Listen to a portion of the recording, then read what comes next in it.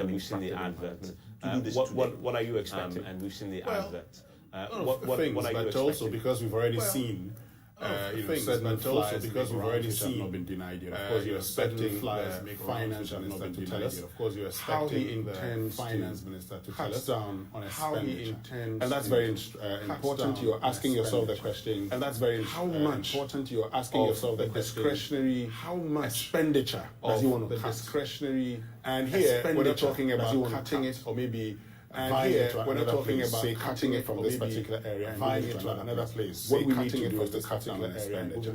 And so there's a conversation about cut down on expenditure. Pay cut. Something there's a conversation about. But apart from pay cut also, you may see. How does the you've heard the governor of the Bank of Ghana talk about how does the need to pump in governor of the Bank of Ghana talk about into the Ghanaian economy? That in itself has $1 billion into challenges for us, particularly at this moment and the rate it may come. Challenges for us. You want to hear from the finance minister and the rate how he intends to do this also without hitting our already also compromised fundamentals. That's very, very important. Compromise. So for me, that's what I'm looking forward to. That's very, very important. Lots of things may be said today, but I just want to know.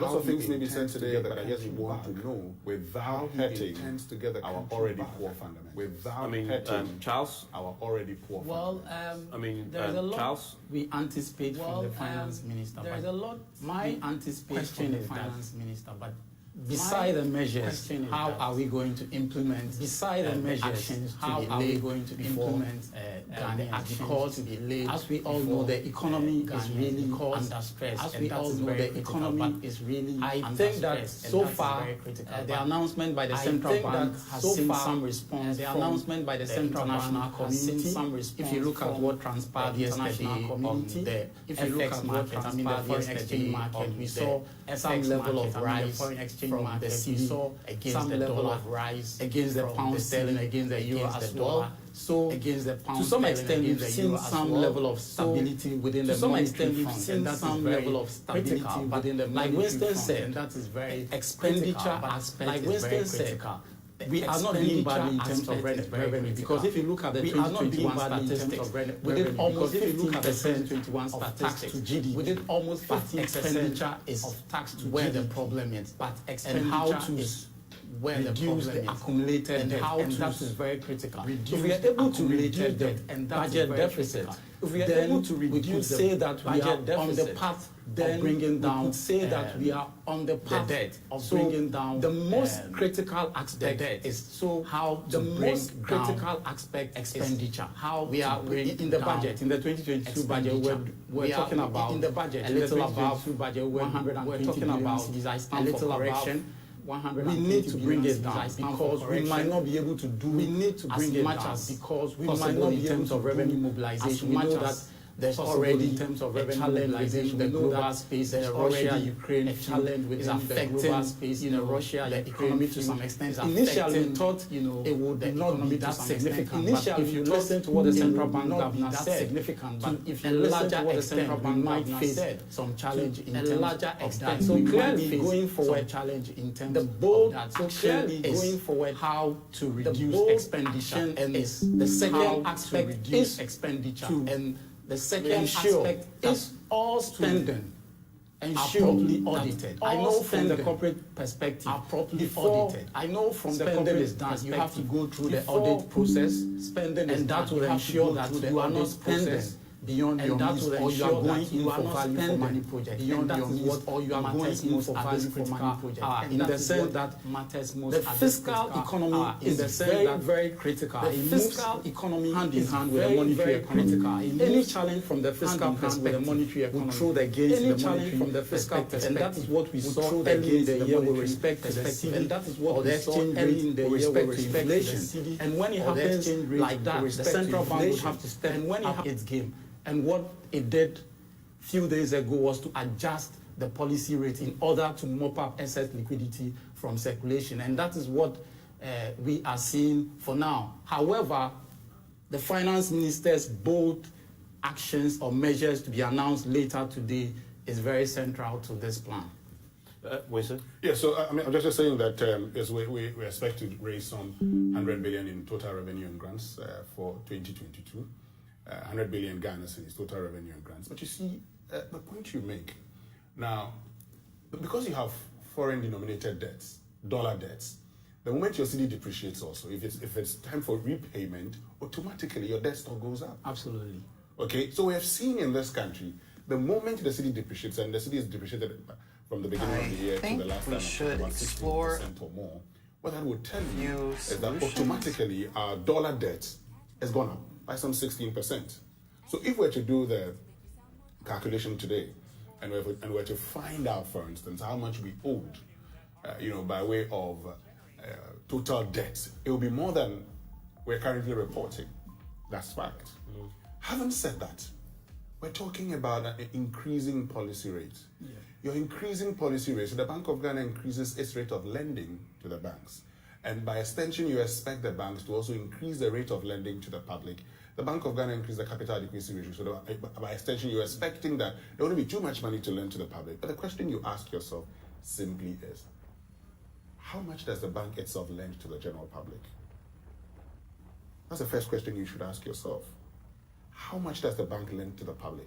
And that's why in economics we talk about all things being equal. Absolutely. The bank lends a lot more to government.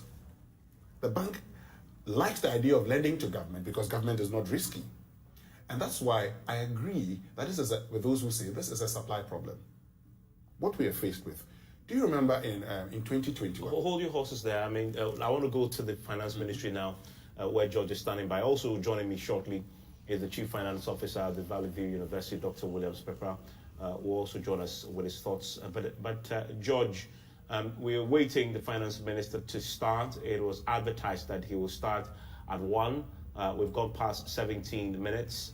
Any signs of him taking his seat yet?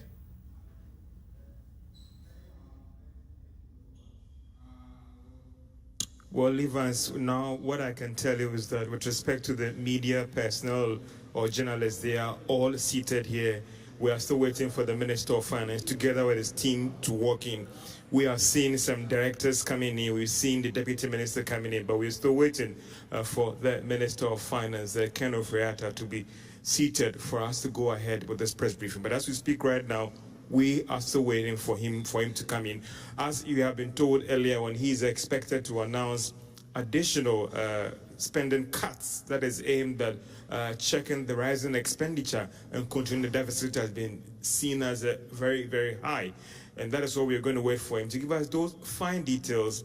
How will these cuts, or how can it be quantified, Evans, and how will that impact on the country's fiscal position with respect to these measures that he's going to announce very soon? But as we speak right now, Evans, he's still yet to sit down for the briefing to start, Evans. Anytime soon, that briefing will start. George, stay with me as we have this conversation. George, I'll bring in Dr. Pepper shortly. But George, yesterday, the Jubilee House and the presidency handles on Twitter and Facebook advertised some measures that we are now expecting the finance minister to confirm. One of which is a 30% cut in the salaries of government appointees. I think the most consequential is the pumping of some $2 billion into the economy. This is a cedi, saving measure on the back of the depreciation that we've seen, and a host of others that we've also had yesterday. What was the conversation around the press conference? And I know you've also watched this very closely. We expect the finance minister to expand on these, correct?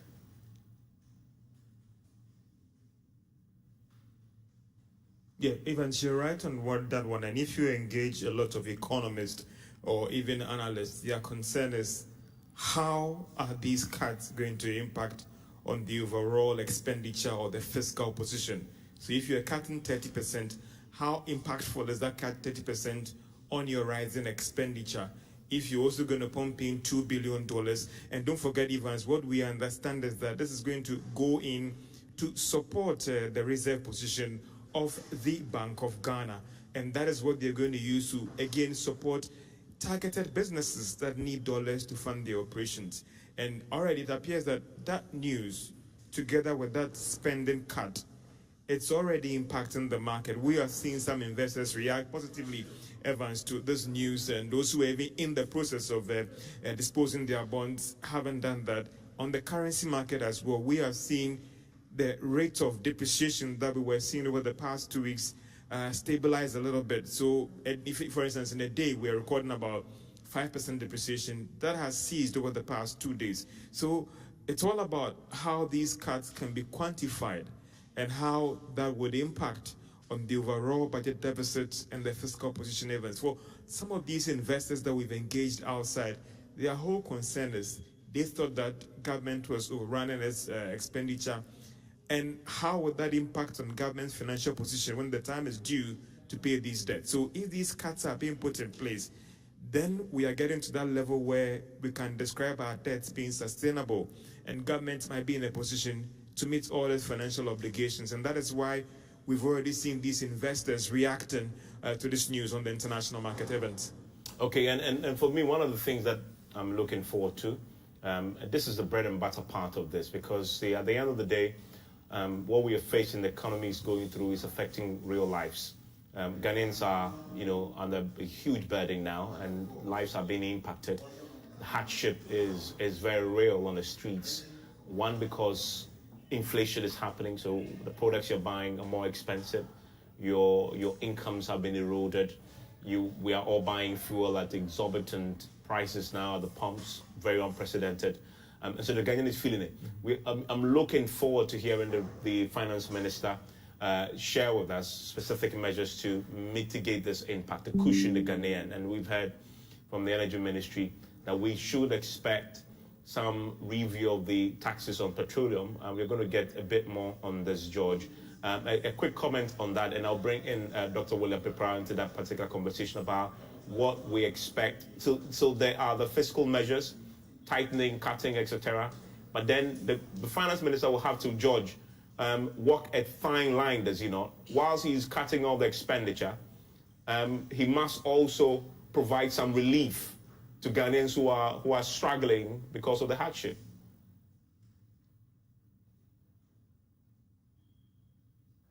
And Evans, you're right on that one. Even if we should have gone to the IMF program or not, one of the things that the IMF and the development partners are always worried about is when these austere measures are put in place, how do we ensure that those critical social intervention programs doesn't suffer?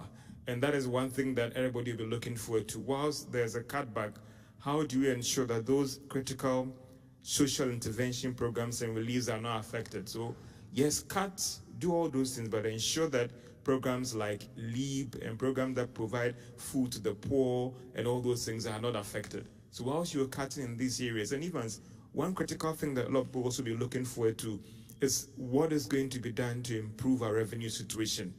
What will be government position now in E-levy? I remember earlier during the year, the minister was explaining that if we don't do E-levy, there are other alternatives that they'll be going to. That is more of a syndicated loan facility. And we've heard about this $2 billion as well. So what will be the revenue situation going forward? Whilst we cut back, what are the steps being put in place to bring in more revenue, mobilize more revenue, to act as a buffer to ensure that those social intervention programs are not affected and providing some reliefs for the poor? Dr. William Pepra, let me bring you into that conversation. It is a pretty tough task ahead of the Kano Foriata this afternoon, because all the experts and my colleagues in the studio have said he would have to cut government expenditure. We had earlier in the year a 20% cut in expenditure. The market reacted to that, but that didn't sort of sustain itself. And then we've seen, in anticipation of further cuts, the market is reacting again. But so whilst he will have to do that and tighten our belts, the Ghanaians are already struggling, and he would also have to provide some relief. How does he walk this fine line?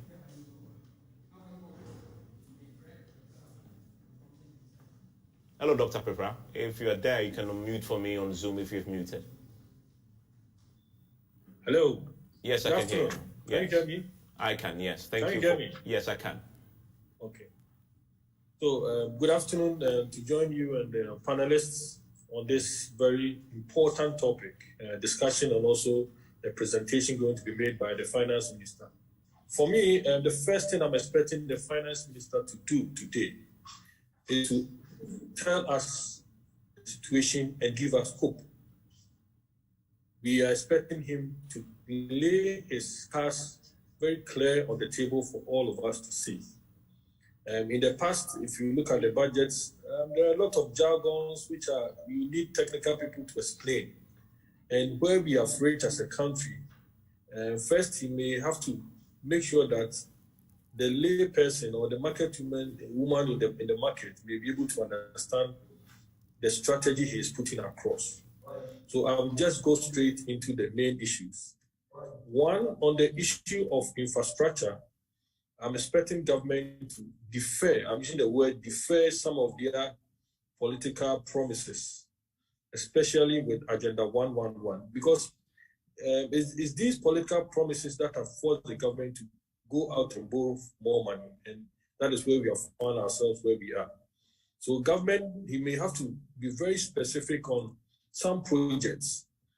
I've mentioned Agenda 111.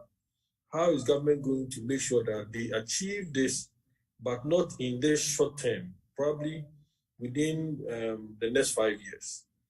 The next issue that I'm also expecting the minister to touch on is the strategy to improve revenue.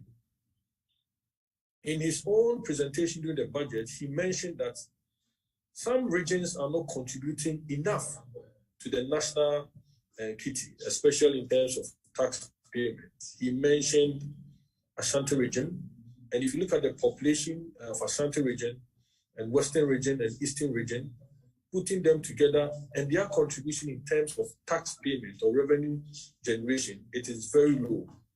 So the minister must be very clear and tell us what are the strategies that he's going to put in place to make sure that we're able to collect some revenue from these regions. Also, on the issue of raising funds, because we shouldn't forget that already the IMF has given us a special drawing right of 1 billion, which the country we have not, though we have accepted to exercise, but I'm expecting the minister to tell us that he is maybe going there to go and draw maybe $750,000 or $850,000 to come into the country to give a buffer. Because at the moment, once Bank of Ghana brings out the 2 billion onto the market, it's going to have an impact on our reserves. And we may have to find a strategy to replace that. Also, in terms of repayment of our bonds, we may have to be strategically positioning ourselves, especially making sure that anytime they are due, we will not fall short of the bond payment. I hear that in past, we have delayed in making some payment that we have been penalized. The country has suffered in terms of paying penalties. So, and these are some of the unwanted charges that normally come to us as a country. So the government, the minister must be very clear on the strategy of repayment of the bonds. Once we're able to do that, it will bring some confidence in the international market or investors, with the hope that now Ghana government is not going to play, or will not going to happen that they cannot find a way to pay the bonds. So for me, that is what I want to see. When it comes to expenditure cutting, are we saying the government is going to, the right way should be maybe defer or reduce? Because we know ourselves as a country, let's be honest, we may cut it today, but I'm sure once we see our things going well in the next 3 months, once we see that the dollar situation or foreign currency situation have reduced, we may go back. But so the plan should be, how are we going to defer some of the political promises in a way that it go within a certain time frame to support the economy? We shouldn't forget that the government, they have a plan that they want to follow. But when I look at the plan, it is basically an issue of timing that is forcing them to run ahead of themselves to borrow, to be able to impress, or let me say, do or fulfill their political promises. The finance minister speaks. I am expecting, as I've indicated, that he must give us hope that all is not lost. They are prepared to listen. They are prepared to collaborate with with other political parties. They are also prepared to forego some line items in their personal lives, as we have mentioned, a cut or a reduction in their. For me, it may have to be on the allowances, not on the basic salary, because the allowances for the ministers are more. Finally, for Ghanaians to also see something, the government must also find a way to reduce the PAYE, the taxes that we pay. That will be a way to bring relief to people or workers, because the fuel prices, everything has gone up. So if government can probably come out with a twist on the PAYE to give some relief, whereby it will bring some money into our pockets.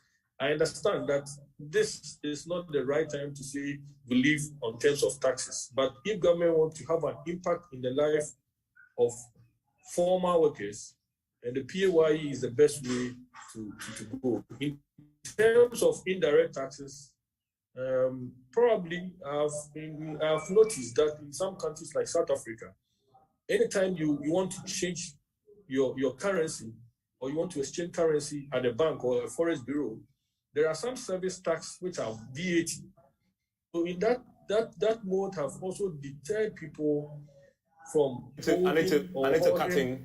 Sorry, Doc, I need to cut in there because the press conference is just about getting underway. We're getting visuals now, and the Information Minister, Kojo Ponkruma, I believe, is just about introducing the Finance Minister. And your good selves joining us from various media houses. We also have with us the Member of Parliament for Etiwa East, the Deputy Minister for Finance, Honorable Abena Osei-Asare, who is with us. Shortly, I'll introduce to you the Minister himself who will be speaking, just to set some context for our conversation. You are aware already that the world is going through a challenging moment. Started in 2019, peaked around 2020.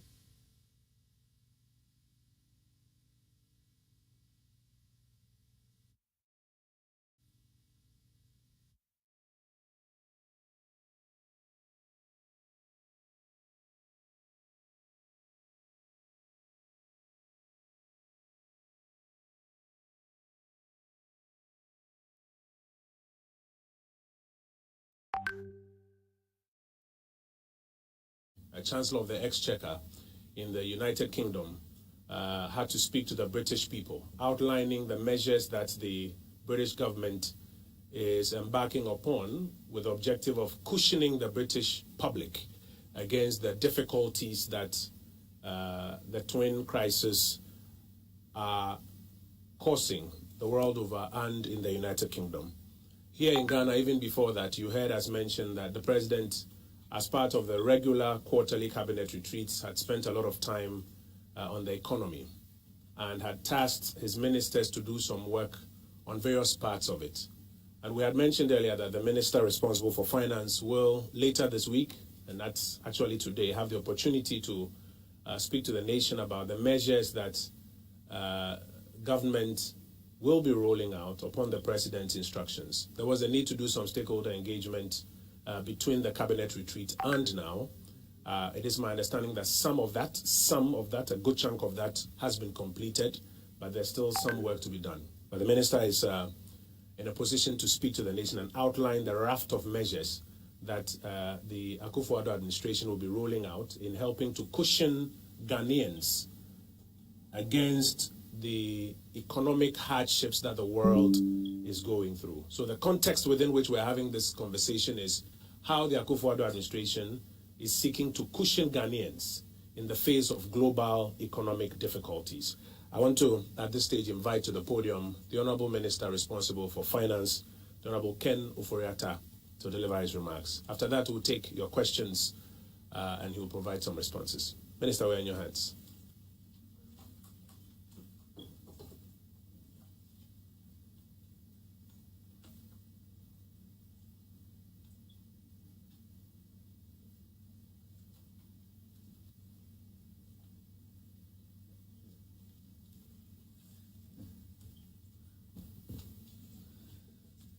Well, thank you very much indeed, Kojo.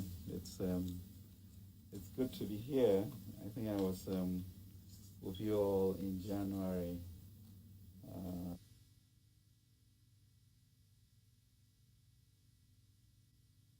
And we had a good session there. But good afternoon. Good afternoon indeed, ladies and gentlemen of the press and fellow citizens. Thank you for availing yourselves this afternoon to this important intervention press conference from here. I'm here today to announce to you measures to address the economic difficulties we are facing due mainly to recent global and domestic events. These difficulties have manifested in rising fuel prices, rising inflation and cost of living, exchange rate depreciation, rising interest rates, and revenue mobilization challenges. Government had its first regular quarterly retreat for 2022 from 18th to 20th March at Pejuase, concluding in Accra on Monday, the 21st of March. During the retreat, Cabinet deliberated extensively on a number of issues and approved a number of measures to support current efforts to address the challenges we are facing. Also on Monday, March 21st, 2022, the Bank of Ghana announced a number of complementary monetary measures to address the rising cost of goods and services on the market and the worrying performance of the CD against major currencies. Ladies and gentlemen, it's important to stress right from the onset that the difficulties we are facing in Ghana are not to work and on track. After the devastating impact of COVID-19, which distorted global supply chains and the ongoing Russia-Ukraine war. If we look at the world today, there are two clear forces shaping global events: the impact of the novel coronavirus pandemic and the crisis in Ukraine. With the virus, the records show that a decision to focus first on protecting lives and their livelihoods has paid off. By February, globally, some 7.03% of those infected by COVID-19 had died. For Africa, the figure was 4.03%, about 251,444 people. In comparison, less than 0.89%, that is 1,445 people of infected people in Ghana died. May their souls rest in peace. Against all odds, but due to firm leadership, bold initiative, and responsive citizens, Ghana has so far collectively managed the virus remarkably well.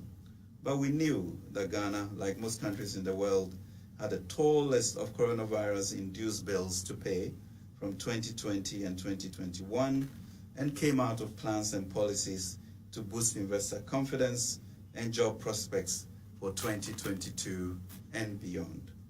As you recall, we lost 13.1 billion of revenue and had to increase our expenditure by 14.2 billion, with combined fiscal impact of 26 billion Ghana cedis, about 6.8% of GDP in just 1 year. For government, 2022 was now the time to go full steam ahead in healing the economy to create jobs, especially for our young generation. This was evidenced by our growth figures, averaging 5.2% in 2021, up from 0.4% in 2020, and a startling 6.6% growth in the third quarter of 2021. We outline our comprehensive recovery program, the 100 billion CD Ghana Cares Obatampa program, to focus on the rail sector to do just that. Our 10 billion Ghana Youth Start program will be the most historic intervention for youth employment in our country. However, three things that we did not and could not predict hit us.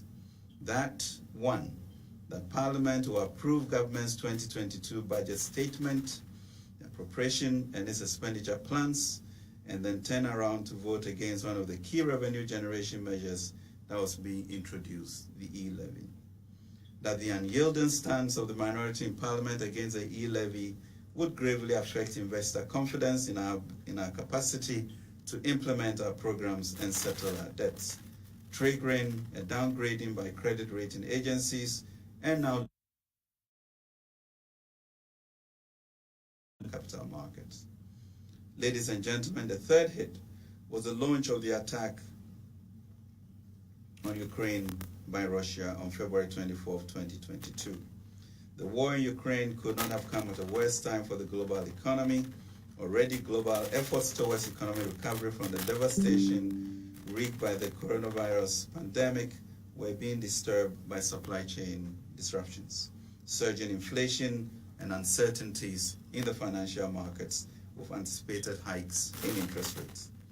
After February 24, we saw a sharp hike in global oil prices, food prices shocks, especially wheat, oil and gas price hikes, capital risks, aversion, flight to safety, affecting private capital flows to emerging markets as a whole, and all with serious macroeconomic implications. For example, crude oil prices per barrel increased by 75.3% from $74.17 in December 2021, when the 2022 budget was passed, to $130 on 7th March 2022, before moderating to $115 as of today. Crude oil prices crossed the $100 mark for the first time since September 2014. We recall that prior to the pandemic, we had built resilience through the implementation of bold and prudent economic measures. By April 2019, we had successfully, as a country, completed the 4-year IMF program. We did so and more by achieving an annual average real growth, GDP growth of 7% between 2017 and 2019, from 3.4% in 2016, maintaining a fiscal deficit below 5% of GDP for 3 consecutive years, maintaining a positive primary balance for 3 consecutive years, which put our debt on a sustainable path, lowering lending rates by over 10 percentage points, restructuring the banking sector to protect the savings of 4.6 million depositors, and strengthening the financial sector. So far, government has spent over $25 billion since 2018 to clean up the financial sector, reducing inflation from 15.4% in December 2016 to 7.6% in 2019, and preserving the integrity of the local industry.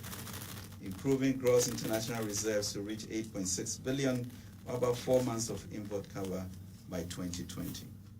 Introducing the most ambitious social welfare policy ever seen in our country, the Free SHS program. Constructing and rehabilitating more roads, cumulative of about 6,000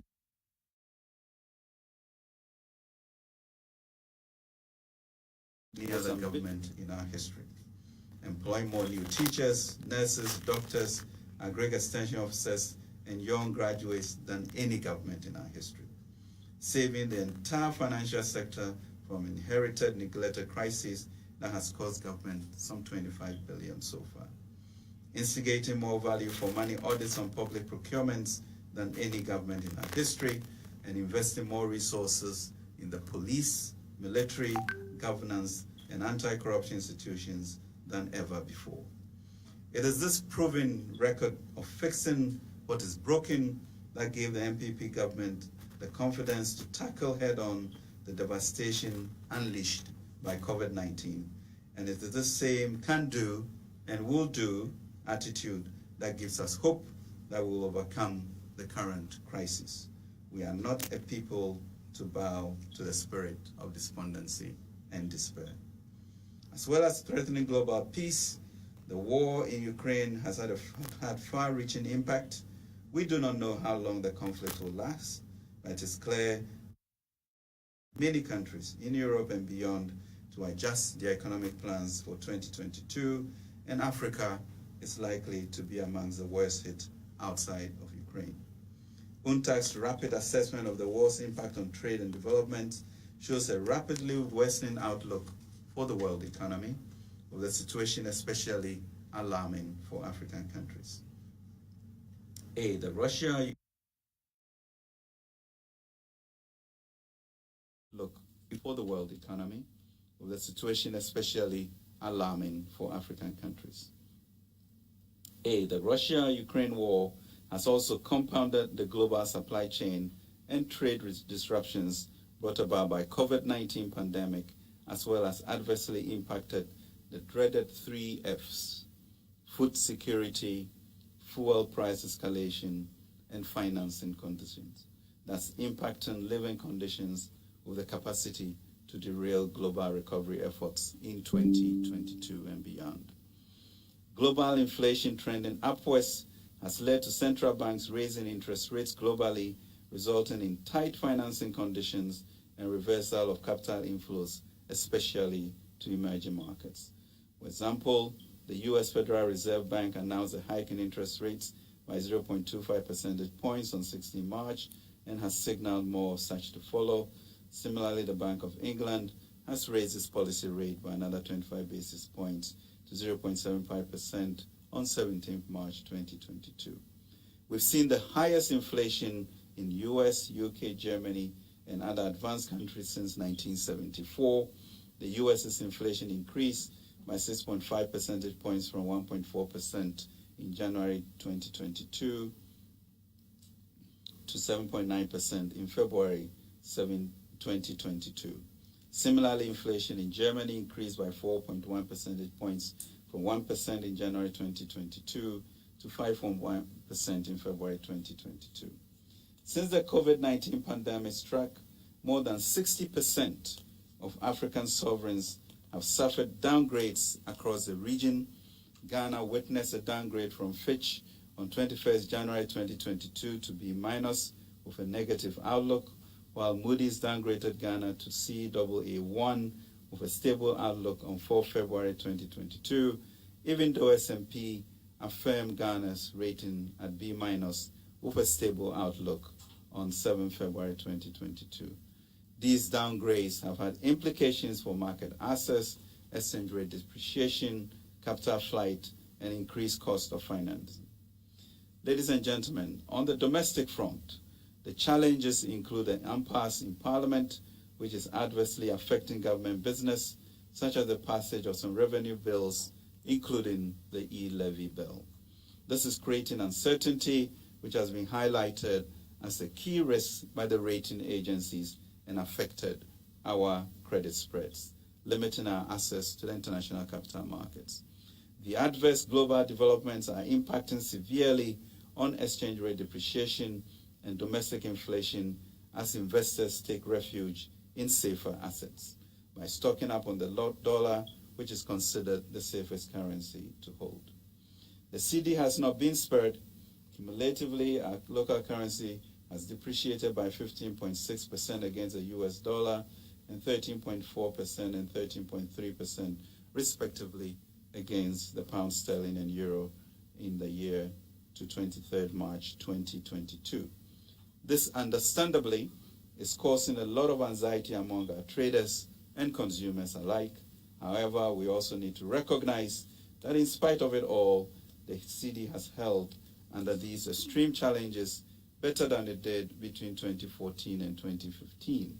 This is because the fundamentals are much stronger.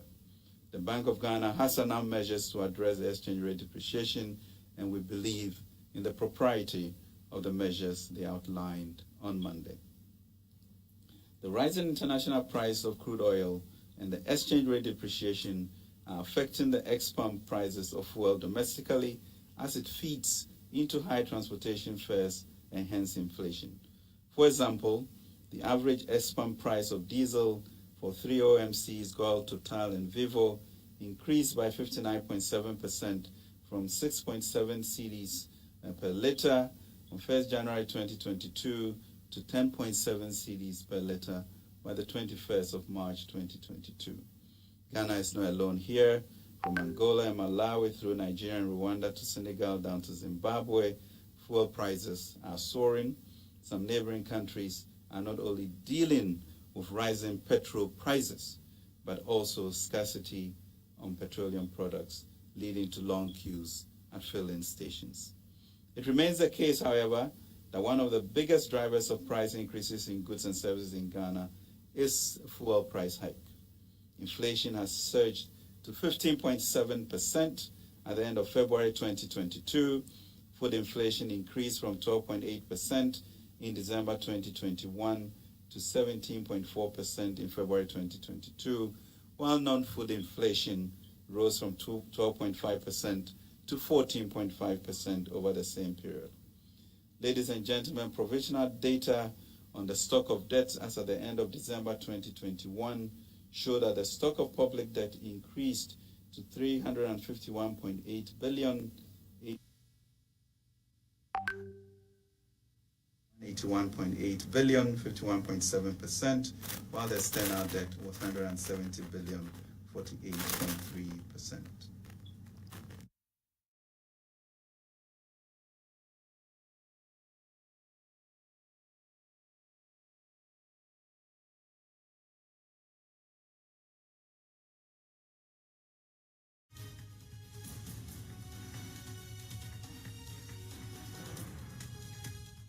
And decisive actions are therefore required to address the challenges and ensure the achievements of the objectives and targets of the 2022 budget, including unleashing the entrepreneurial verve of the Ghanaian youth. Whilst we are in the process of revising the 2022 fiscal framework to reflect current developments with a view to go to Parliament to seek approval for the revisions during the mid-year review in July, government will pursue additional measures to ensure the achievement of the fiscal deficit target of 7.4% of GDP. Ladies and gentlemen, government had already started the new year with spending cuts as Parliament failed to approve key revenue streams at the appropriate time. In January 2022, government announced and immediately began implementing a 20% expenditure cut as part of fiscal stabilization and debt sustainability measures. This has been done through the quarterly expenditure ceiling allotment to MDAs. Quarter 1 allotment is currently in implementation, whilst Quarter 2 allotment will be issued shortly. The Ministry has strengthened its expenditure monitoring systems and processes to ensure effective implementation of these measures. In addition, government has decided to take the following measures to ensure the achievement of the fiscal deficit target of 7.4% of GDP for 2022. So expenditure cutting measures.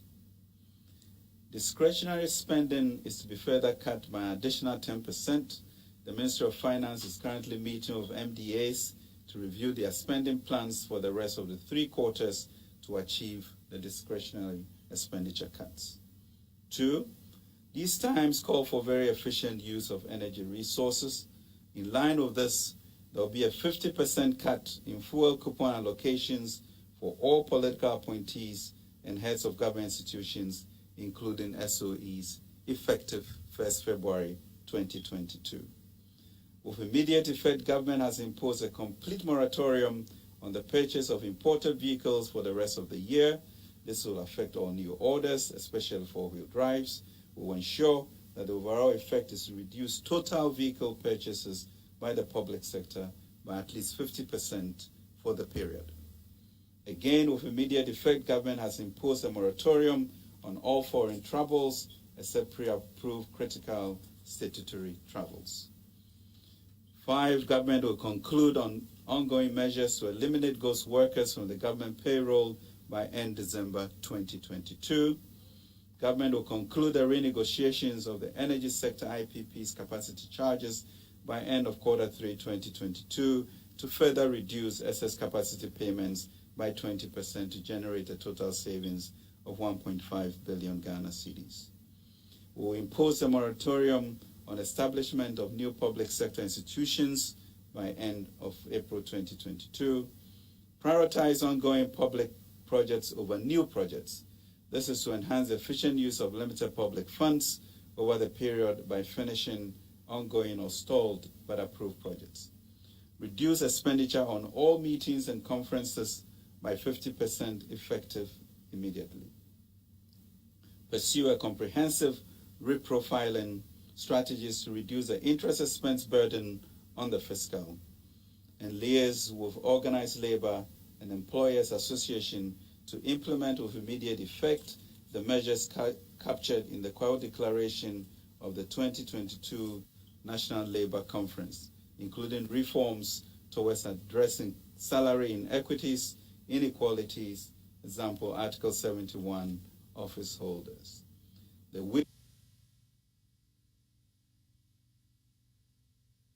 education as the best enabler for sustainable economic growth and transformation and social mobility, and will do more to improve on it for it to serve more and better our children. Ladies and gentlemen, in addition, finally, government approved the ministers and the heads of SOEs to contribute to cut 30% of their salaries from April to December 2022 to the Consolidated Fund. We would like to thank the Council of State in their leadership in complementing the government policy on this. All of these measures, ladies and gentlemen, are aimed at ensuring that we achieve the 7.4 deficit target set in the 2022 budget. Fuel price mitigation measures. Ladies and gentlemen, the rising prices of fuel at the pumps is influenced largely by the rising crude oil price on the international market and the exchange rate depreciation. Though the rising crude oil prices should have been to our benefit on net basis, Ghana's import of petroleum products amounts to 5.2 times the value of proceeds from its crude oil exports. In 2021, for example, we exported $3.947 billion of crude, of which Ghana's portion was $513 million. However, we $119 of crude and finished products. So the purported windfall gain in foreign exchange is quite a mirage. From January to date, the average export price of diesel and petrol have increased by 57% and 45% respectively. Unlike in other countries where the hike in crude oil prices and exchange rate volatility are leading to shortages in supply of petroleum products, government is implementing measures to guarantee constant supply of petroleum products. To mitigate the impact of the rising price of petroleum products at the pump for the next 3 months, government has decided to reduce margins in petroleum price build-up by a total of 15 pesos per litre with effect from 1st April. The details are as follows: bus margin reduced by 2 pesos per litre, Unified Petroleum Pricing Fund margin reduced by 9 pesos per litre, fuel margin reduced by 1 peso per litre, primary distribution margin reduced by 3 pesos per litre. Ladies and gentlemen, these reductions in margins are expected to reduce prices of petrol by 1.6% and diesel by 1.4%. We anticipate that the measures taken to strengthen the currency will help further stabilize the prices at the pump. Ladies and gentlemen, in addition, the NPA and the Ministry of Energy are in discussions with the OMCs to reduce their margins within the spirit of burden sharing. The government will do all it can to ensure consistent supply of fuel and manage the rate of export price increase by ensuring that the Bank of Ghana has access to adequate foreign exchange to support this. Revenue measures. Ladies and gentlemen, be enough. Our focus is therefore twofold: to control expenditure and to raise more revenue domestically. As such, we will therefore begin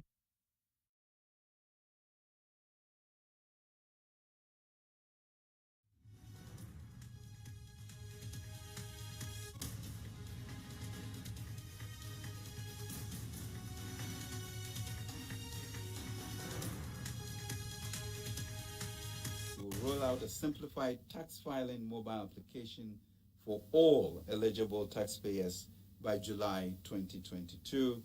We will impress upon Parliament to fast-track the passage of the E-levy bill, tax exemptions bill, and Fees and Charges Bill. Prioritize the Revenue Assurance Compliance and Enforcement Program, the RACE program, to plug revenue leakages, especially at the ports, the infamous fuel bunkering cartels, and small-scale mining exporters cabal. Government will partner the private sector to also introduce digital systems to monitor quarrying, sand winning, and salt winning to get more revenue from our natural resources. And immediately enforce the no duty, no exit policy at the MPS terminal at the Tema port to improve revenue collection. Ladies and gentlemen, Government of Ghana is to conclude external financing arrangement of up to $2 billion in the next 2 to 6 weeks in line with approved external financing for 2022 and for liability management and to manage the slide of the city. MOF, Ministry of Finance, will also work with the Central Bank to review the foreign exchange retention policy in line with approved external financing for 2022. The Black Stars and the Super Eagles are yet to clash for the coveted ticket to the 2022 World Cup in Qatar, but the banter between Ghanaians and Nigerians is as intense as midday sun. Super Eagles, Angel and Martin will be rooting for Nigeria. The players have great skills. Secondly, I just have a strong feeling that, they're going to make us proud. Ladies and gentlemen, to say I think COVID-19 Nigeria 2, is over. Ghana 1. It is good to acknowledge that Ghana has handled Evans excellent. will be supporting Ghana instead. I don't think Nigeria is going to win us because the history is going to repeat itself again. The measures Nigerian economic recovery program are executed as planned. So nobody will ever say that his or her mother food is not nice. So my mom trade us with jollof rice. So Ghana jollof rice cannot be compared to Nigeria jollof rice, more especially when my mom cooks. Jollof. Quite clear that both the occupation of Ukraine and the range of sanctions imposed on Russia clash will for have the coveted ticket to the in 2022 World Cup in Qatar. As midday sun, the story is no different. Disruption to the global economy.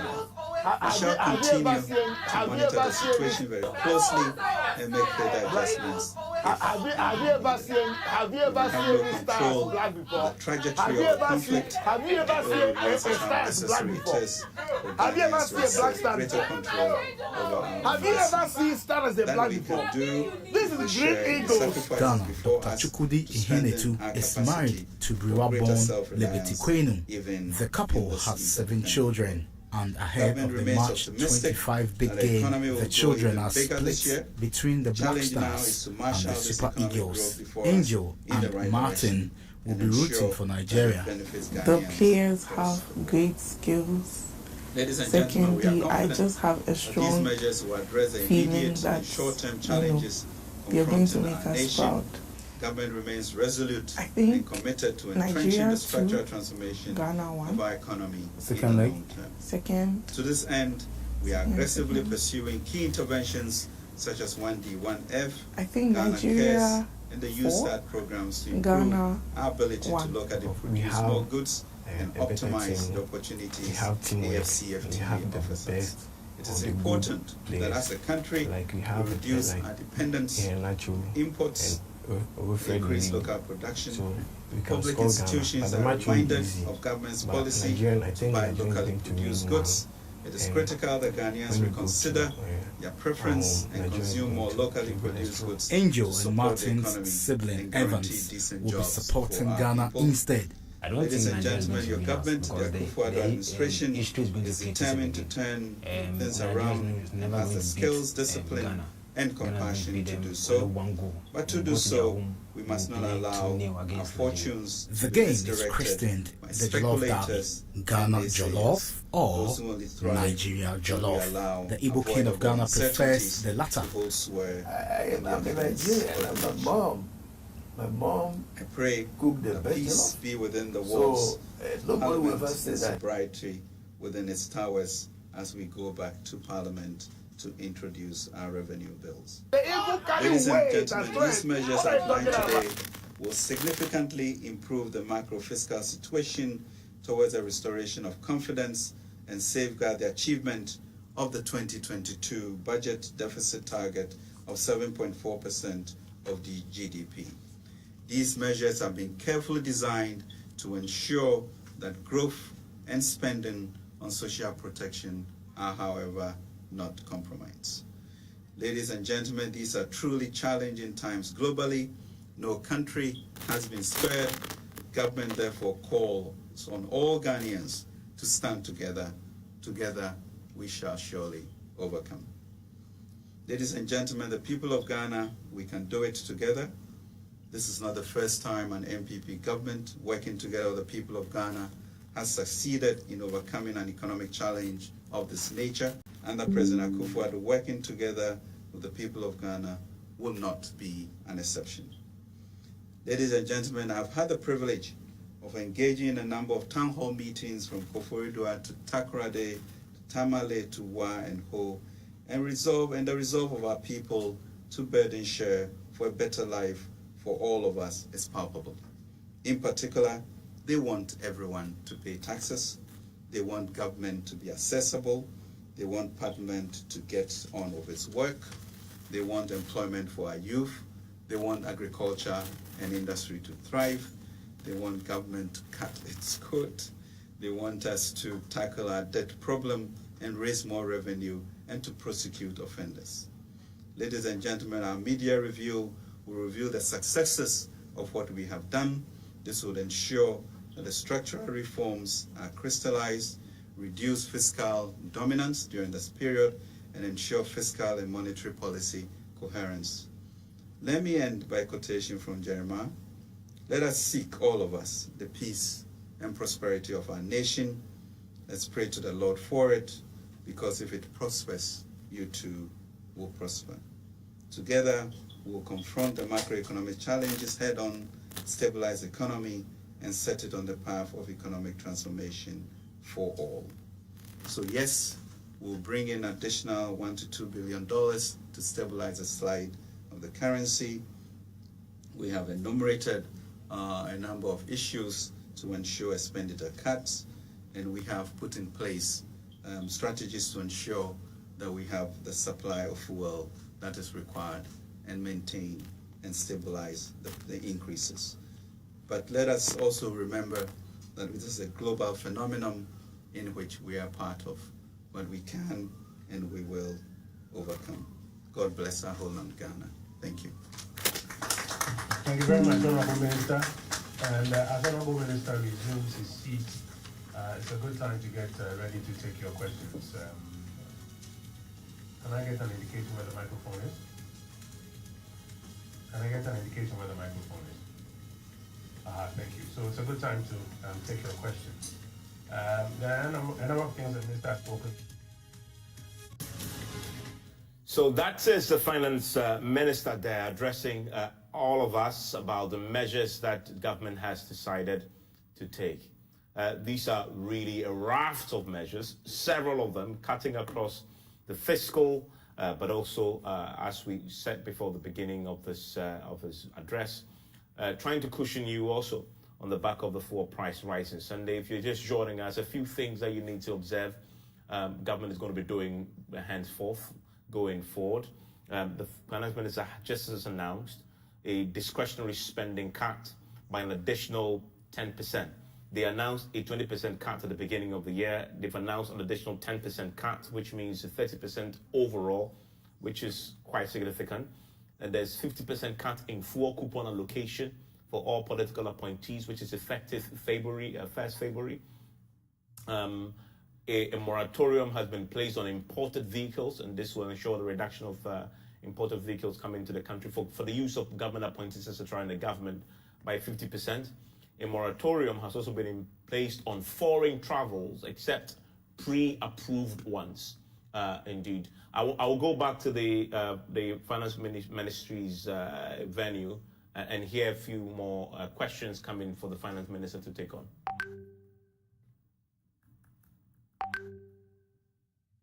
As you know, for here? And secondly, did we lose the opportunity to hedge or to take some pricing insurance for petroleum prices on the world market?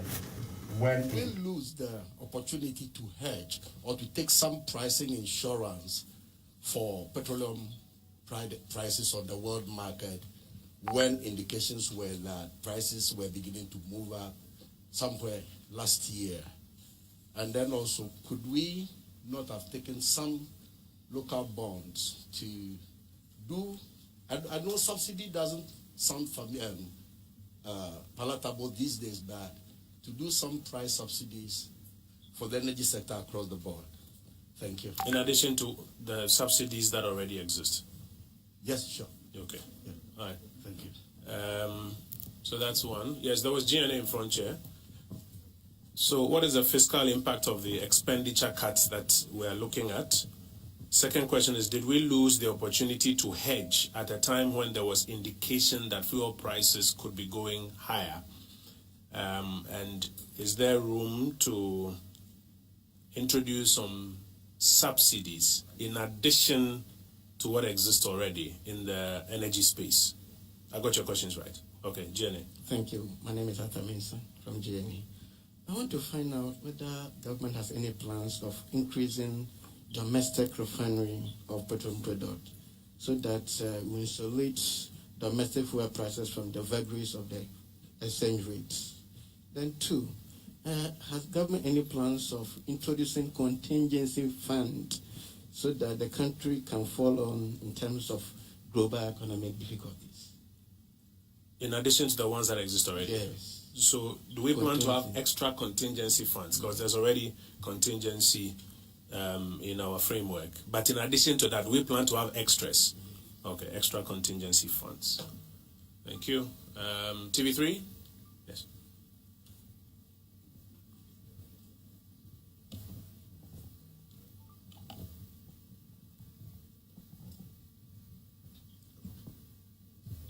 Good afternoon. Nanikia Mensah Brampao, TV3 3FM. So I think my first question was asked by Shingwa regarding the value, how much government hopes to save from these measures that have been outlined by the finance minister.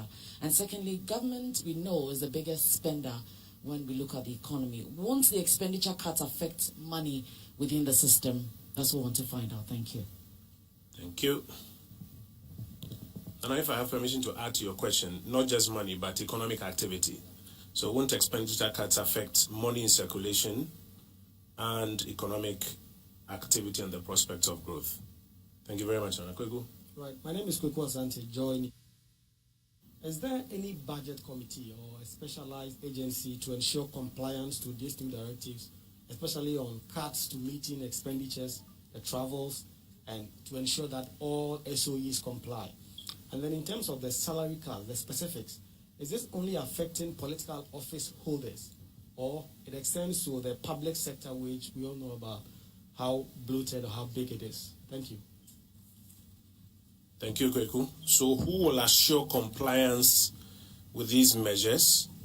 And do the salary cuts go beyond political appointees? Does it affect civil servants? There are civil servants. I do not be happy with the question that you're asking. Does it affect civil servants? Honorable Minister, we are in your hands for some responses. Can you get the responses if we don't use that microphone, or you need that microphone to get the responses?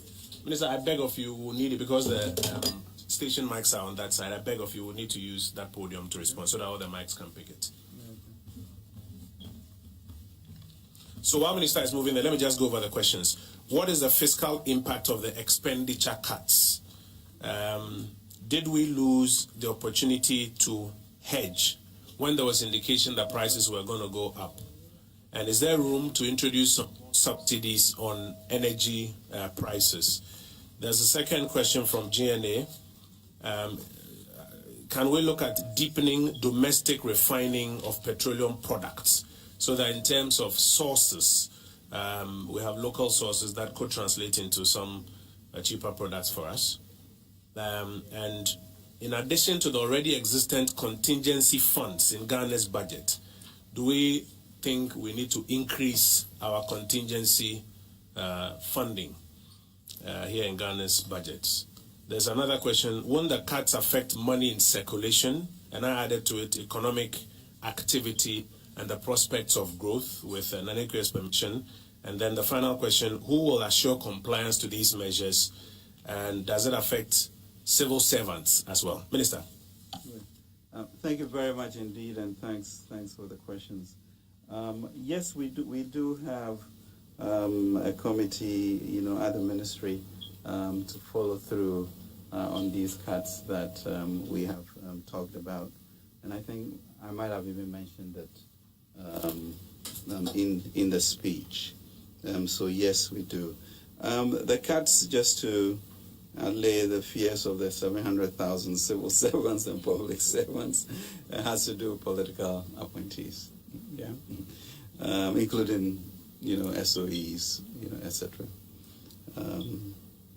Because it's really an issue of setting the example, and I think it's important, especially given the lack of control we'll have international crude oil pricing, that even as we make these bold moves, I think corporates individually in the country should also begin to look at their usage of petrol in a way in which you recognize that this problem is a problem for the Republic and it's international.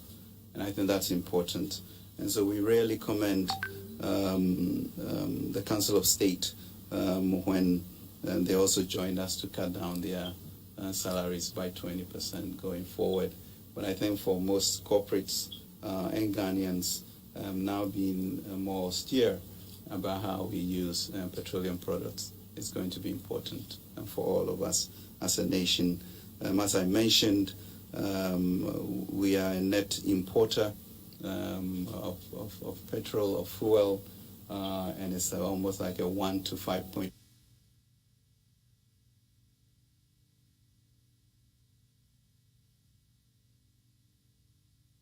That we had with regards to the potential to hedge. Those analyses are constantly being done to try and get a break-even point, and we have not succeeded in pricing it appropriately. But that is constantly being worked on. In terms of subsidies, I think that's always an important question. But if you look at, let's say, for example, the special petroleum tax levy, we expected to gain about 3 billion cedis for the year. And when you are running a budget deficit and you begin to think of more subsidies, that will be the cost to you as a nation as you do that. So we have to be very prudent about what we do about extra subsidies. Domestic refining capacity, I know that the Ministry of Energy and TOR. Domestic refining capacity, I know that the Ministry of Energy and TOR are working on various plans to see how we can build a new refinery, either private sector or PPP, etc. So that certainly is an appropriate idea to be shared. With regards to savings, in terms of initial calculations of all of that, will be about 3.5 billion Ghana cedis that we expect to be able to save. But we'll keep titrating and tightening it and ensure that we get as much from that as possible. The contingency funds that was mentioned, good idea, but you really need, we already have our heritage funds, etc.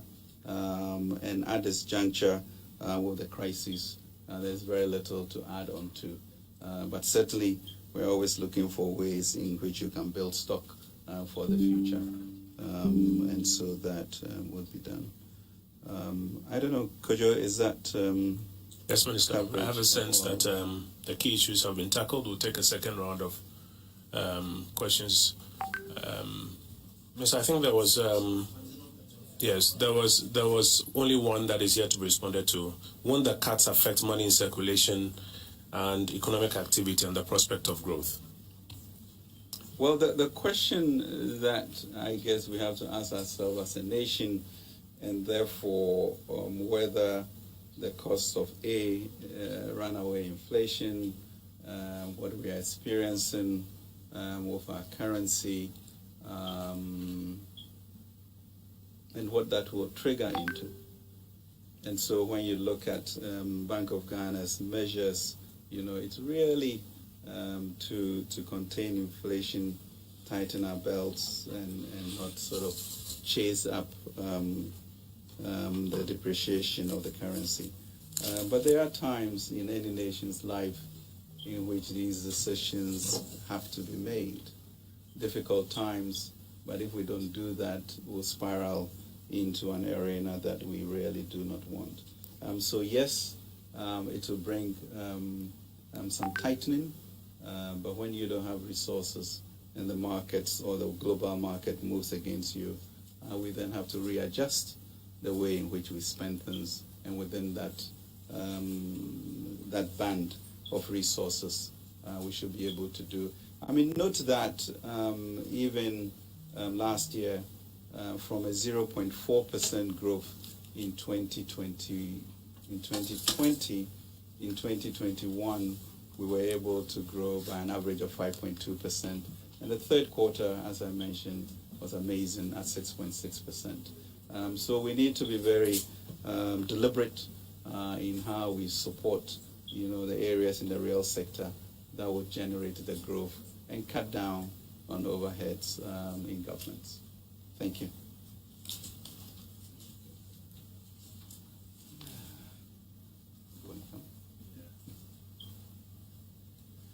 Minister, grateful. We're going to take a second batch of questions. We will be biased towards the ladies as we start. Yes, madam.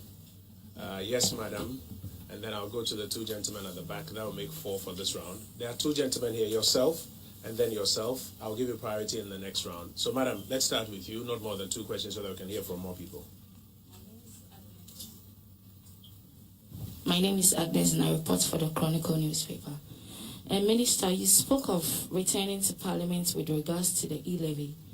I want to know what assurance you have that it will be passed this time around. Thank you. Thank you. Blessed assurance.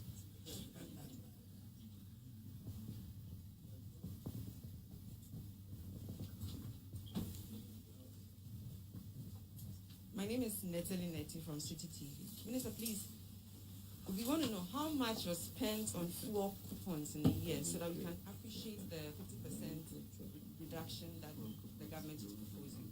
And also, how much is the government expected to save from all these cuts and measures put in place to Okay, thank you. Natalie, I think the second one was answered already in the first round of questions. But Minister, the question is, can you disaggregate, for example, fuel and other things here and now for us? If you can, we'll be happy to.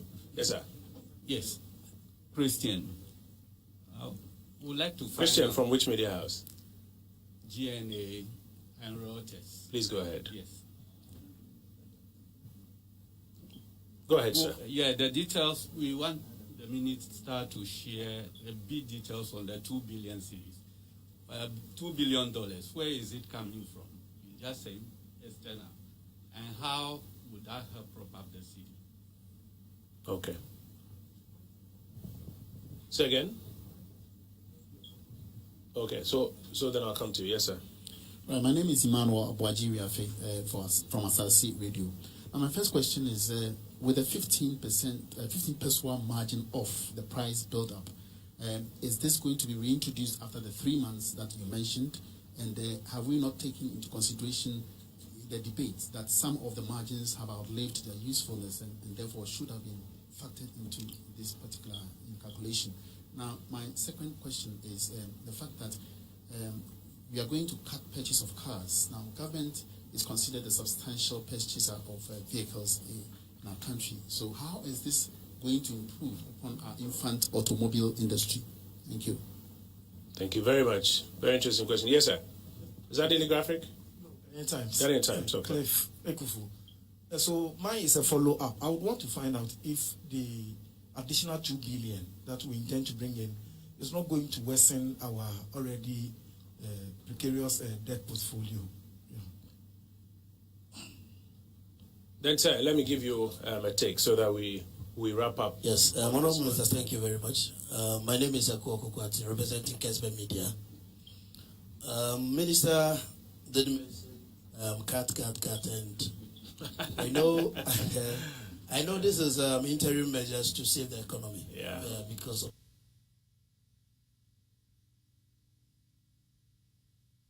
representative of the people. I'm talking about Parliament. Yeah. Do you have any plans to also, maybe in a way of speaking to them, to also cut certain percentage from their salary, because they are 275 and any percentage cut can also contribute to the problem that we want to solve. Thank you. You have a follow-up on this one very quickly. Talking about the expenditure cuts and debt situation, the Auditor General's report actually indicated that certain public officials have misappropriated certain finances released to them. Are there any plans to pursue, the collection of such funds to actually support our fiscal management? Thank you. Thank you. I'll go over them, but I think there are a few I've got to deal with very quickly. So you watch the public account hearings live on television at every point in time. When the Auditor General has made a preliminary finding that he's of the view that some infraction has taken place, the audit committee of the organization has a and so Parliament is a platform for reporting. If it's been corrected, it's reported. If it's not being corrected, the Parliamentary Accounts Committee gives the instructions on what needs to be done at that point in time. And then still stay with Parliament on the question of the emoluments and other things of members of Parliament. You know, there's a process for determining emoluments of the executive and then of the legislature. And you also know that you may not necessarily be able to vary it to people's disadvantage. It becomes a question for the legislature to voluntarily examine. Now that the Council of State has voluntarily taken a cut, the executive has done it voluntarily. It becomes a matter for the legislature to look at. And I do believe that there are several members of Parliament who are interested in having that conversation in Parliament. So we'll leave Minister and the executive out of that one. Agnes wants to know, Minister, whether you have any assurances on E-levy. Netele is asking if you can disaggregate some of the issues that are being cut now. Aggregate some of the issues that are being cut now and give some nominal figures even here and now. Christian is asking if you have any further information you can share on the 2 billion injection that you mentioned. And then also if the cut to projected purchases of vehicles will not affect our infant automobile industry as government cuts affects the economy throughout. So, Minister, let me invite you to provide a response. Are there further questions so that I know whether we'll wrap up after this one or not? Okay, so I'll come back for a final round. So, Minister, we're in your hands.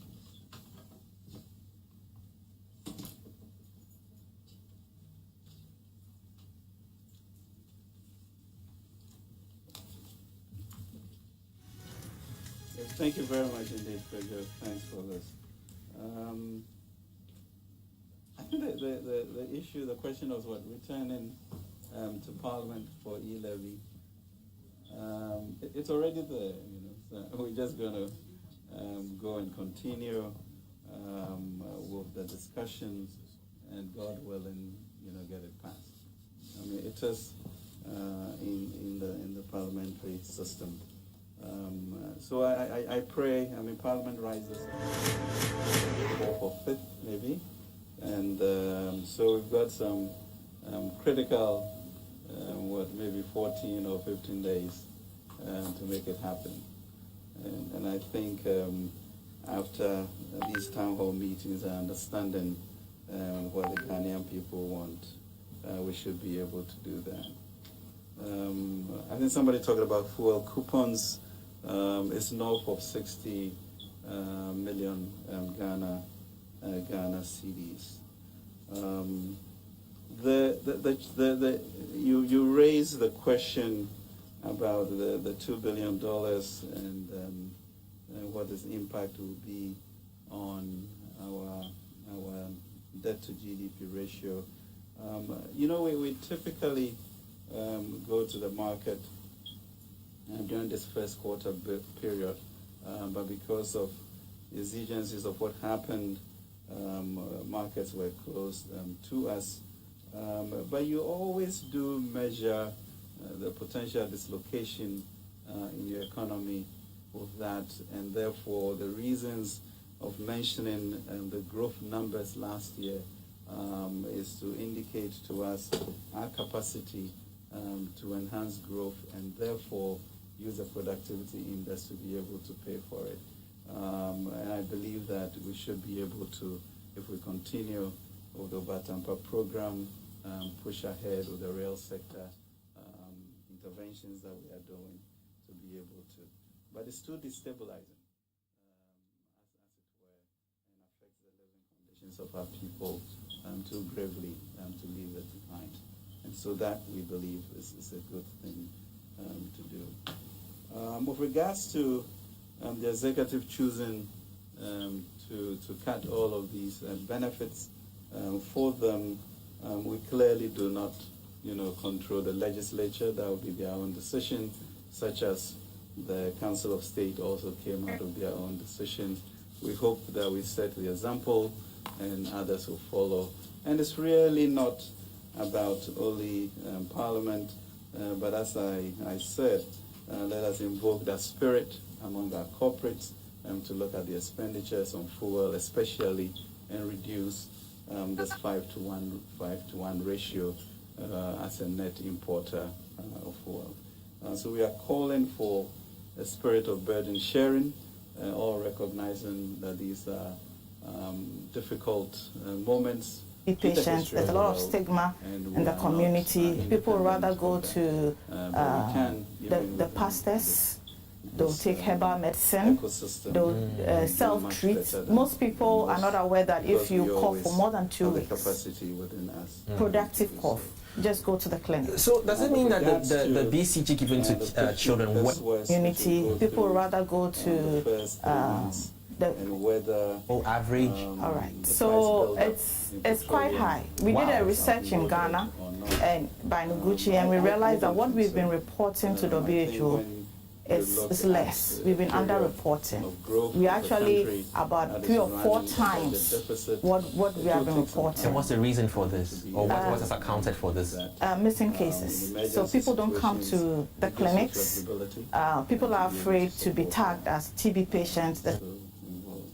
In terms of reducing, you have to make choices, and therefore the issue of the new edict on cars, yes, to reduce the number of vehicles coming in. We're very particular about imported vehicles and then manage what is within the country. But at the same time, ensure that maybe this is not a period of excessive purchase of capital goods, but that will have to be balanced. Kojo, are we good here?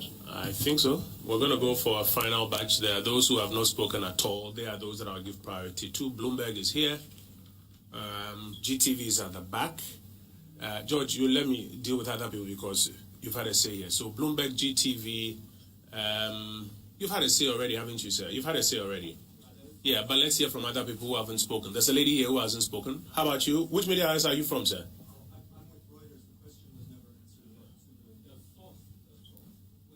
Okay, we'll come back to that one. So let me start from GTV, yeah? GTV, Bloomberg, the lady here. Gentlemen, which media house are you from, sir? Say again? Daily Graphic. Okay, so GTV, Daily Graphic, Bloomberg. Madam, which media house are you from? Home Base. Okay, so let's do these 4, and then we will do some follow-ups for those who've already had their say. Yes, sir. Thank you so much, Honorable. My first question, I want to know if there is any plan on Tema Oil Refinery. We've seen the setting up of a new management, and we've not had any sort of concrete plan, because that really feeds into our quest to refine our products locally and ensure maximum value. Then my second question, Minister, you talked about hoping to grow the economy more than even the target expected, or maybe achieving the 5.8 that we want to achieve for this year. But really, if you look at the inflation hike and the... I'm sorry, sir, which 5.8 is this? The growth targets. Okay. I mean, so if you look at the policy rate hike and the fact that there's cuts in salaries, in spending, that's really going to impact negatively on growth. And I was wondering why Minister is still ambitious that we grow the economy more than even expected. So if there is anything we don't know, Minister can share with us. Thank you. The school children, we need to create awareness among the school children around Mamprobi. So today we'll go there again today. And the abattoirs. We have viewers all across the country, and I'm sure they're also asking, are we left out? With north, south, east, west. No. So the regions are also doing a lot this week. All the regions are going around. The regional heads, the district heads, everybody's going around to educate people on TB. That TB is still the deadliest infectious disease. Wow. Yeah. Thank you very much. I've had a great time with you as well. I'm very sure you're well informed. And this is in the report that has not gone to PAC yet. Polibu OPD, Rage OPD. March 24th. Let's. They are subjecting some of these things. So we're also educating all the abattoirs. We have viewers all across the country, and I'm sure they're also asking, are we left out? TB is still the deadly. Everybody's going around to educate people on TB. That TB is still the deadliest infectious disease. Wow. Yeah. Thank you very much. So I would rather listen to the scores afterwards. Well, anyway, I'm sure a lot of Ghanaians will also join doing that as well. Before 1882, we didn't know the causative caused by the environment. So, Minister, the question is, what is government doing to support the Auditor General? 1880. And the worry, the fear of the unknown. Exactly. What is the rationale behind this year's theme, Invest in Tuberculosis, Save Lives? Okay. So you and I know that when COVID came, a lot of money was pumped into COVID to try and control COVID. Within 18 months, $117 billion was pumped into COVID. Wow. But over the years, TB has just asked for $15 million. All the worldwide global leaders all came together and promised us. We haven't even got half of it. If we should get a little more than what we are getting now, invest more money, we will be able to get more people, the missing cases, those in the communities that are not coming, we're able to do more research and be able to control. Scared because we have a variant that is just specific to West Africa. That makes me, I don't know whether to laugh about it. So how does for us in West Africa, we are a bit scared because we have a variant that is just specific to West Africa. That makes me, I don't know whether to laugh about it. That's serious. Yes, so it's called the Mycobacterium africanum. Oh, it even has Africa there. Yes, because it's found only in West Africa. Why is restricted? Need to do more research before we can concretely say that this. I don't know, I get people asking me your time investing money to end TB so that we can save lives. Which age group bracket is prone to it's not even been launched or rolled out. So adults. Yes. So that means children can also? Children are also infected with TB. In children, you know, when you are born, you're all given the BCG. There was a follow-up question about the $2 billion. Are you now, as we speak here, in a position to talk about the sources, etc., of that $2 billion? That will be it for this batch, and then I'll do a final float if there are any outstanding follow-ups. Thank you very much indeed. Thank you. I mean, the $2 billion that we intend to bring into the system. Vaccine. It protects against pulmonary TB to the age of about 10. After that, the protection, just like the vaccine, the COVID vaccine, wanes off. In children, we get TB that is that affects other organs. In adults, we get TB that affect the lungs, but in children, mostly it manifests as TB that affects other organs. So children, adults, everybody can be infected. Rich or poor. What is the current state of tuberculosis reports in Ghana? Is it high? Is it low? Average? All right. So it's quite high. We did a research in Ghana and by Nguchi, and we realized that what we've been reporting to WHO is less. We've been underreporting. We actually about 3 or 4 times what we have been reporting. So what's the reason for this, or what has accounted for this? Missing cases. So people don't come to the clinics. Most people are not aware that if you cough for more than 2 weeks, new vaccines for TB, but the BCG wears out after 10 researching into new vaccines for TB, but the BCG wears out after 10 years, because after 10 years you've been able to build your immune system. Newborns, their immune system will be able to. Okay, so take us a bit deeper into understanding what happens to a person who's contracted the disease. You know, how does it start off, what starts showing, and what's the end stage like? Okay, so TB is situations. An aerosol, a disease from the bacteria developing into a full-blown disease. Lose weight, you become very dizzy. Research hasn't gotten that far for us to identify that this particular herbal mass social distancing with COVID-19. We know how it kills the bacteria. It's better we go that way until we come up with a herbal medicine. So I have 2 last questions. That this particular herbal medicine can cure TB. So I would advise that we go the orthodox way, where we know the cure rate, we know what it does, we know what the antibiotics targets, we know which part of the bacteria it targets, we know how it kills the bacteria. Consolidate and create jobs.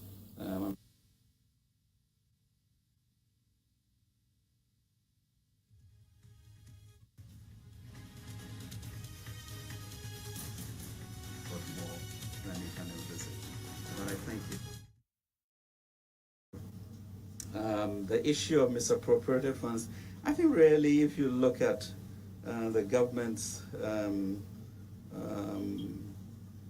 allocations to the governance institution, it's historical.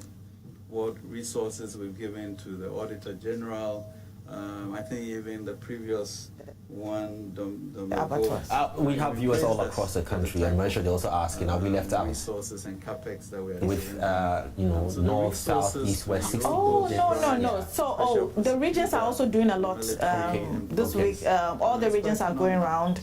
The regional heads, the district heads, everybody's going around to educate people on TB. That TB is still the deadliest infectious disease. Wow. Yeah. Thank you very much. I've had a great time with you as well. I'm very sure you're well informed this morning as well. Keep on watching Prime One. We have more updates for you. In that direction. Let's see. Yeah. Good question there. I mean, Cocoa.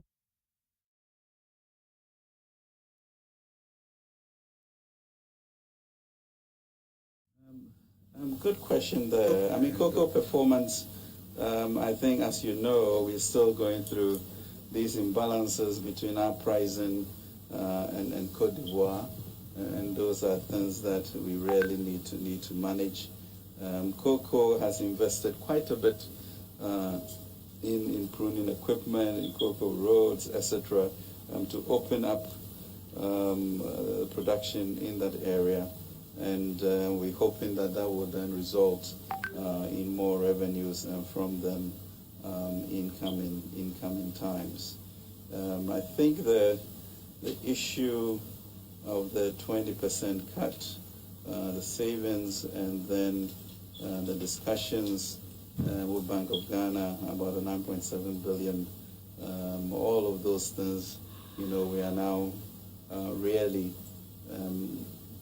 synchronizing how we work between the monetary and fiscal to be able to further do that.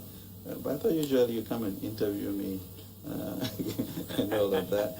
And so we'll continue that discussion when we meet.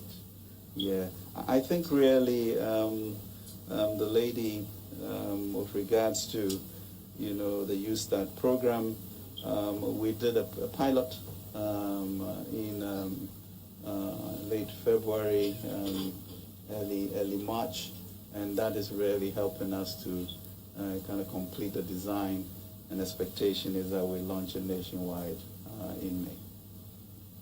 Was there another question that you had, or that was it? I think this round has been dealt with. Okay. So I'm going to go around for a final wrap-up. I think our good friend George Afia has a quick just follow-up. like the vaccine, the COVID vaccine TV3, wears off. In children, we get TB that is that affects other organs. In adults, about 3 or 4 times. So let's start from this, please, and let's make it just one each very quickly so that all your colleagues can get an opportunity. So let's start from George. I'm not aware that George, if you cough for more than 2 weeks, productive cough, just go to the clinic. So does it mean that the DCG given to children wear out after a period, or must we go for boosters, if I can say that? So that is the research we are doing. We are still researching into new vaccines for TB, but the BCG wears out after 10 years, because after 10 years you've been able to build your immune system. Newborns, their immune system is not well developed, so that's the vaccine protects them. And we being in an endemic region or endemic continent, we need to protect them. And after 10 years, your immune system will be able to. Okay, so take us a bit deeper into understanding what happens to a person who's contracted the disease. How does it start off? What starts showing? So the question is, do you think they are enough? Okay, so TB is to again restore that investor confidence. An aerosol, very well. A disease GTV, in the very air. quickly. So very quickly, I want to know. I think the question was asked, but the answer was not direct. So what's the question quickly? The impact of the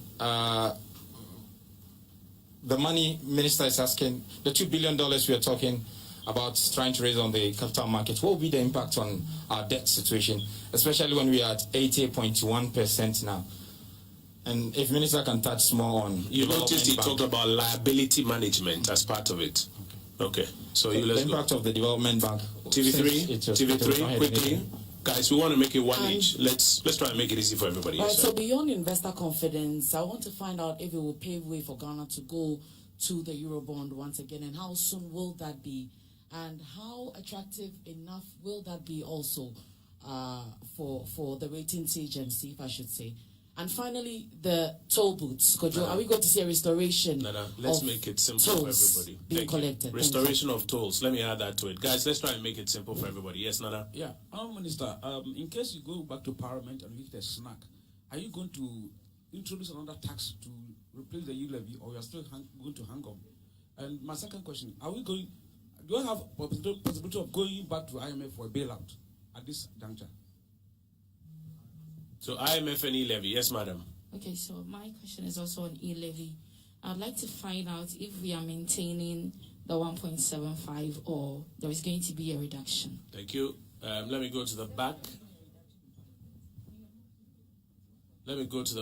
Because it's already been mentioned that we're at 1.5 already. So, yeah, yes, sir. The two of you, quickly. Winston from Metro TV. I want to understand, petrol prices have gone up by 50%. As of now, government is proposing 1.6% reduction.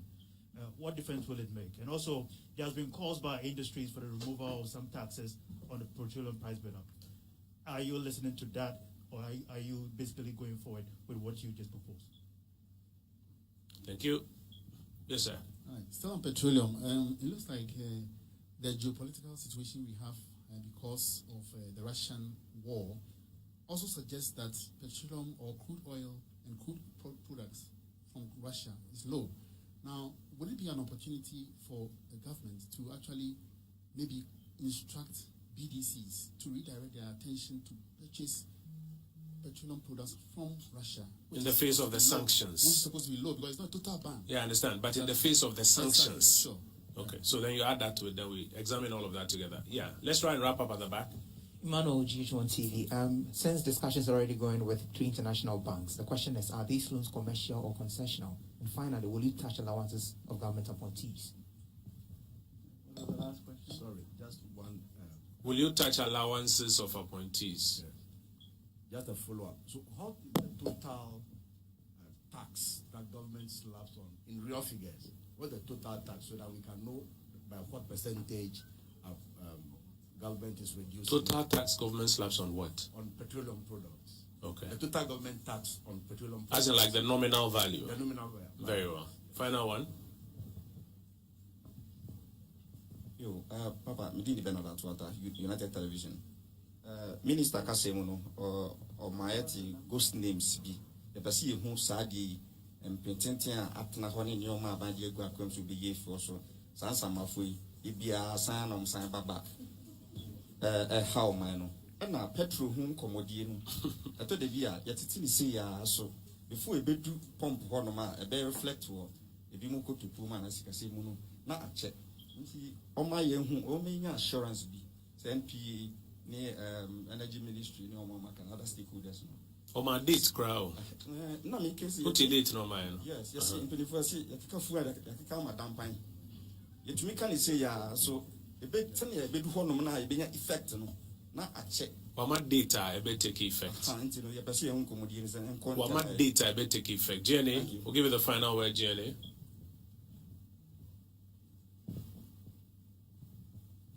Thank you. This week I heard you speaking on radio regarding the cabinet retreat, and you made it clear that 16 government priority programs will be looked at. But the minister only mentioned the free agents, that government will not roll back on that one. What about the 15? What measures are you taking on that? I'm talking about NAPCO, one district, one factory, all those things. What are you doing? Thank you. And make a, let me make a quick comment on this one. Madam, I'll make an exception for you. Let me make a quick comment on this one. We have been talking about budget cuts, and we have said that all the expenditure lines are fair to examine, to be looked at for possible budget cuts. Doesn't mean you are going to cancel the program or change the program. Budget cuts. The minister has said that the president is committed to ensuring that free SHS continues. I hope you understand that. Now you're asking, will budget cuts affect any of the other 15 programs? That's the question you're asking. Minister will respond to that. Madam in Green will give you the final word. My name is Nigel Glego. I'm with GBC. Minister did talk about 10% cut in discretionary expenditure.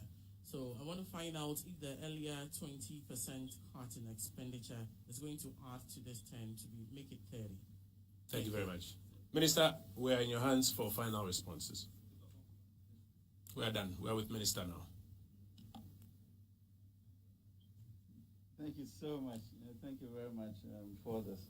You know, George started the question about investor confidence. I mean, let me be very, very clear that if I had followed an NDC programmed economic transformation of this country, we would not be here. It is their duty to put, to state their responses to us, as my honorable colleague is doing. But I think we have all been partners in seeing how the economy ran from 2017 to 2019, and also very clear on the impact of COVID on this economy, and still be able to eke out some growth within that period. The issue, therefore, of investor confidence, if he would take responsibility for our inability, maybe, as party not to pass our revenue measures in the House, it will be a very different discussion that we are on. And I don't want us hiding from that fact, that it led then to what we call the downgrade that we have, close international capital markets, our inability to go to the market in the first quarter, and still pass an appropriation. So we went out of a 20% cut so that we can shrink our expenses, make sure that we still meet the 7.4% that we have promised. Looking at what has happened with this war and saying that the global dynamics have even worsened, and what can we do in our own kitchen to make sure that we get into a mind frame of austerity and managing that. And the spirit of our people is strong. We saw that in the growth numbers in 2022, and we've seen what the Bank of Ghana is doing to ensure that this does not trickle over. And let's not despise small beginnings. It's really the spirit of our people that we are comfortable with. We have done it before, and we believe that we will be able to continue to do that. So thank you for that question, whether they call it cosmetics or what. We are dealing with investor confidence also, and really the spirit of our people to say, let's brace ourselves and move forward. And we shall do that. So the impact, of course, of the $1 billion affects our debt to GDP ratio, but I don't know what the consequences will be if we do not turn the whole economy into a more positively driven environment with people talking positive in what we do and where we are going to go. And I think we should leave it at that. Negative words do not help the spirit of the country. Let's find a way to realize that we also are at war, and we have some 30 million people to protect. The Development Bank is one of those interventions that the President's administration really believed was necessary for the ecosystem, and therefore between resources of Bank of Ghana, resources that we have, is bringing now an institution which will be able to, on its own, use its balance sheet to bring more resources into the country and support the infrastructure frame of our financial system. So the target was $1 billion. We're already at $800 million mark, and they've started looking at providing credit to institutions already. So it is such thinking that we are going to go through to make sure that areas that will support the real economy and have resources for that to be done, especially also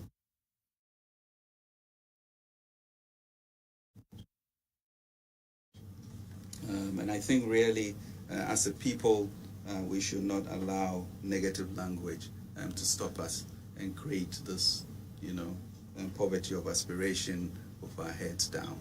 It should not be encouraged.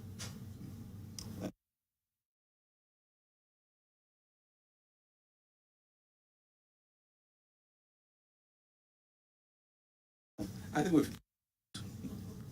that we are not going there. But we've also told you that we have an incredibly good relationship with them.